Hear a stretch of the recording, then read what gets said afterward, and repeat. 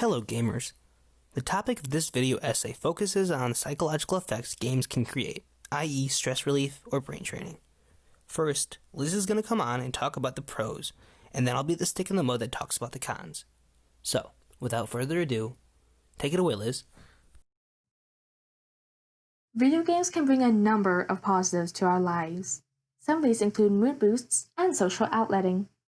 In a 2019 study, the biophysiological model of challenge and threat was applied to a tested group of video gamers to better understand the effects of video games and stress during gameplay. But what does that even mean? Well, let's talk about what the model is and why it's important here. The biophysiological model of challenge and threat explains that stress isn't always a bad thing, but how the person reacts to stress can impact their play. The model explains that when we are faced with a situation, our brain, often without us realizing, will evaluate the context between the task at hand and how we perceive our resources. There are two categories to this, and much like the title says, they are called challenge and threat. A challenge situation is when we perceive that our resources outweigh the demand. So that means the problem is doable. We can solve it, no matter how stressful it may be to us. This allows us to have a much more efficient cardiovascular state and have lower rates of anxiety. On the other hand, threat states are just the opposite. We perceive the situation as being greater than what we can handle. Anxiety is the master player here. This results in less efficient cardiovascular states, which means less blood flow to the brain for efficient decision making. This allows us to have negative self-confidence and lower performance ratings. The study used the model to determine stress and emotional responses in certain genres of games. Specifically, in this study, they used the games Mortal Kombat and Tetris. And the result?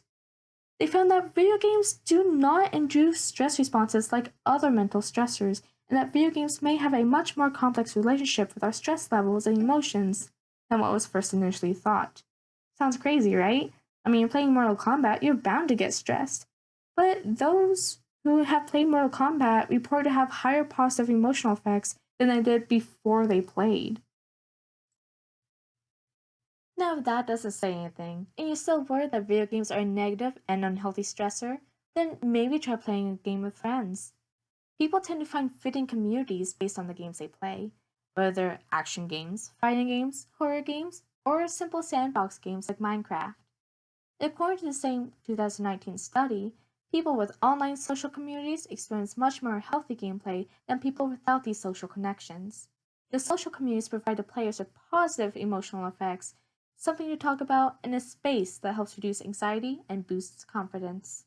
Additionally, social skills learned on these online settings can also transfer to real life, including skills of learning who to trust and learning how to work together to finish a task.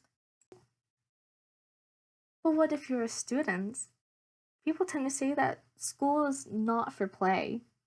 However, there has been an increase in engaging kids with games when it comes to education. Games do much better to capture the attention, and a wide variety of games exist that test someone's knowledge and skills in academic subjects. One only has to simply mention the game Prodigy in a class of third graders to know how much of an educational success this game has become when it combines RPG elements with math problems.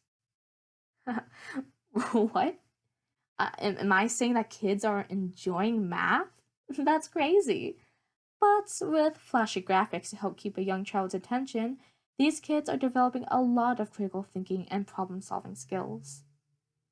But what if you're not a third grader? Maybe you're in a higher grade level. Well, there has been cases where Assassin's Creed has been used for flipped classroom learning. This means that the student does the lesson at home, and then comes to class the next day to discuss the lesson with peers.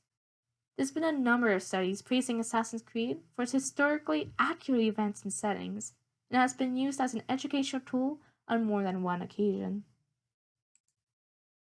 Now, what about the older folks?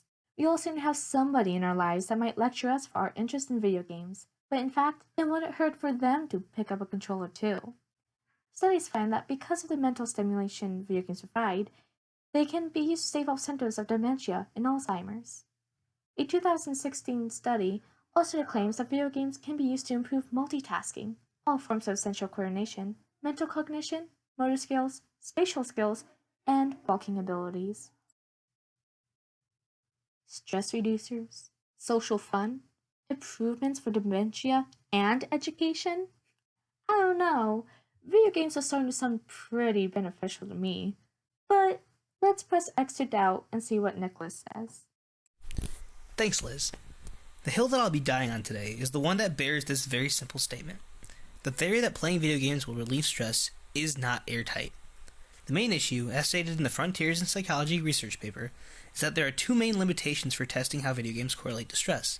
The first being that there is no proper stress model to suitably incorporate the myriad factors at play when testing such a thing, and the second being that there are so many different types of games. With that in mind, it's no surprise that results have been very mixed, and secondary concerns have consistently cropped up. My purpose in this video essay, my only purpose, is to provide perspective and act as a counterpoint to Liz. That being said, let's talk about the darker side of what can happen when one uses gaming as a way to cope with or relieve stress. The first problem that I want to address is that which deals with secondary concerns. What I mean by this is aptly stated in a study done by two University of Wisconsin-Madison grad students.